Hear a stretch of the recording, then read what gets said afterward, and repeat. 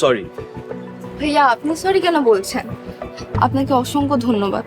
আপনি না থাকলে হয়তো রানী নিচে পড়ে মারাই যেত। ও মাই গুডনেস, আসলেই তো যেভাবে রেলিং এর উপর উঠছিল, আমি যদি না ধরতাম হয়তো নিচে পড়ে মারাই যেত। ভাইয়া রানী এখন সুস্থ না। ও কোথায় যাচ্ছে কি করছে ও কিছুই বুঝে করে না। আর ও এখন একটা শিশু, ও নিজের ভালো মন্দ বোঝে না। জসিম, তুমি রানীর জীবন বাঁচিয়ে আমার মন জয় করে নিয়েছো। তোমাকে থ্যাঙ্কস বলে আর ছোট করতে চাই না। আপু তোমরা এসো, আমি রানীকে নিয়ে নিচে গেলাম। রানী চল।